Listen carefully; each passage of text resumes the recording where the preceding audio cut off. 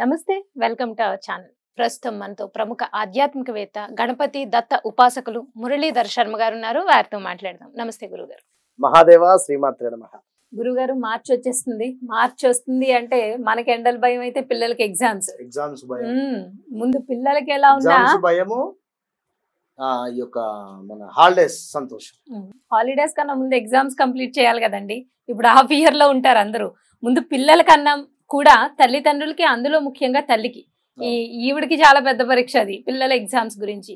అయితే ఈ రోజుల్లో మొబైల్స్ కారణాల వల్ల కావచ్చు, లేకపోతే గేమ్స్, వీడియో గేమ్స్ వల్ల కావచ్చు, రకరకాల కారణాల వల్ల చదువుతున్నదే తక్కువ టైము. ఆ చదివిన టైంలో మళ్ళీ వీళ్ళకి జ్ఞాపకం ఉండట్లేదు, జ్ఞాపక శక్తి తగ్గిపోతుంది. సో జ్ఞాపక శక్తి పెరిగి చదువు మీద వాళ్ళకి ఇంట్రెస్ట్ కలగాలండి. అంటే చదవాలి, నేను ఎగ్జామ్స్లో పాస్ అవ్వాలి అన్న ఒక వాళ్ళల్లో ఆ బద్ధకం వదిలేయాలి. ఆ బద్ధకం పోయి వాళ్ళే ఆ మోటివేషన్ రావాలి అంటే ఎటువంటి పరిహారాలు, అంటే పేరెంట్స్ పాటించినా పర్వాలేదు, లేదు ఆ పిల్లలు చేయగలిగితే, పిల్లలు ఇంట్రెస్ట్ ఉండి కొంతమంది చేస్తారు చెప్పంగానే. సో అటువంటి పిల్లలు కానీ లేదా తల్లిదండ్రులు కానీ ఎటువంటి పరిహారాలు పాటిస్తే ఈ పిల్లల ఎగ్జామ్స్ బాగా రాస్తారు అనేది మీరు చెప్తారు? తప్పకుండా అమ్మా. సో పిల్లలు అంటేనే ఒక ఎమోషన్ ఖచ్చితంగా కూడా.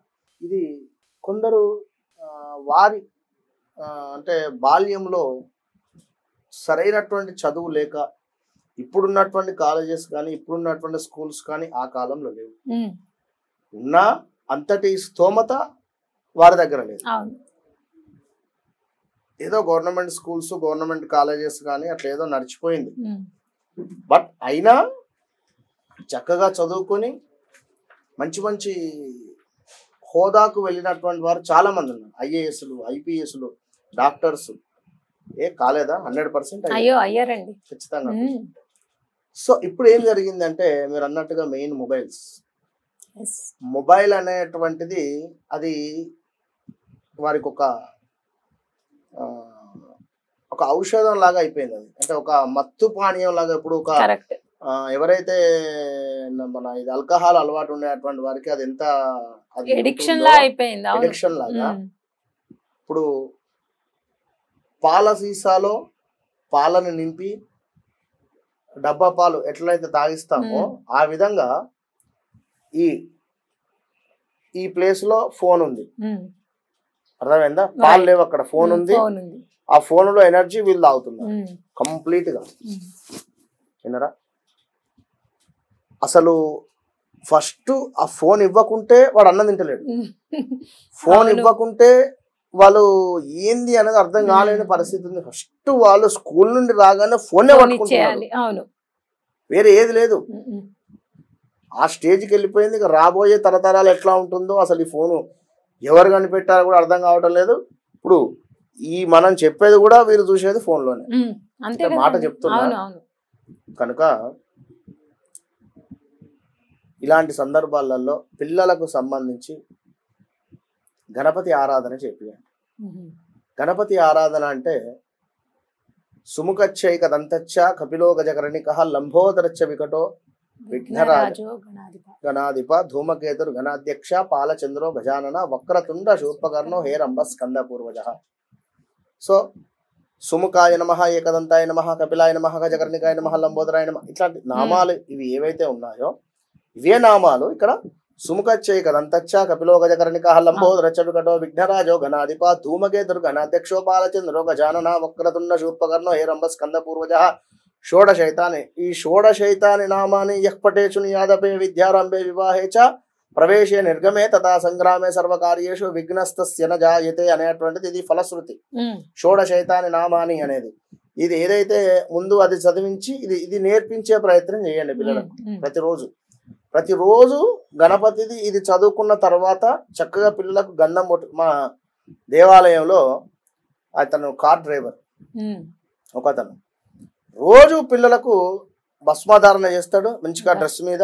ఇద్దరు పిల్లలకు దేవాలయానికి తీసుకువస్తాడు, ప్రదక్షిణ చేపిస్తాడు, తీర్థప్రసాదాలు తీసుకుంటాడు, ఇంటికి తీసుకుంటాడు. వాళ్ళిద్దరిని చూడగానే నాకైతే ఎంతో ఆనందం. ఇట్లా బొట్టు పెట్టి తీసుకొని వస్తాడు. కనుక ఏదైనా మనము క్రియేట్ చేయగలగాలి. అది ఏదైనా మన దగ్గరే ఉంది. మనం లేజినెస్ గా ఉండి మన పని మనం ఏం చేయలేం. కనుక గణపతికి సంబంధించినటువంటి శ్లోకాలను చదివిస్తూ గణపతికి సంబంధించినటువంటి గరకను గ్రీనిష్లా ఉండేటువంటి గరకను చక్కగా బుధవారం రోజు గణపతి స్వామి వారికి పిల్లల చేతుల మీదుగా సమర్పించే ప్రయత్నం చేయండి. అదేవిధంగా గ్రీన్ రిలేటెడ్ బట్టలను ప్రతి బుధవారం వేయించే ప్రయత్నం చేయండి. గ్రీన్ రిలేటెడ్ కనీసం ఖర్చీఫ్ అయినా వారికి ఇచ్చే ప్రయత్నం చేయండి. స్కూల్ యూనిఫామ్ ఉంటుంది కదా అనుకునేటువంటి వారికి. సో చందనం రోజు పిల్లలకు గంధం బొట్టు పెట్టడం వల్ల అద్భుతమైనటువంటి గురుబలం పెరుగుతుంది, జ్ఞానం వస్తుంది.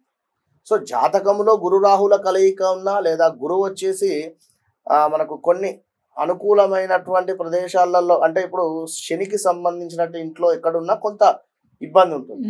సో 6వ స్థానంలో కానీ 8వ స్థానంలో కానీ గురువు ఉన్నా, గురువు మీద ఏమైనా శని దృష్టి ఉన్నా, కుజుల దృష్టి ఉన్నా, ఇట్లా కొన్ని భావాలు ఉన్నా కూడా చదువు అనేటువంటిది వీరికి ఎక్కువ ఎక్కదు. జ్ఞాపక శక్తి అనేటువంటిది ఉండదు, జ్ఞాపక శక్తి కోల్పోతుంటుంది ఎక్కువ.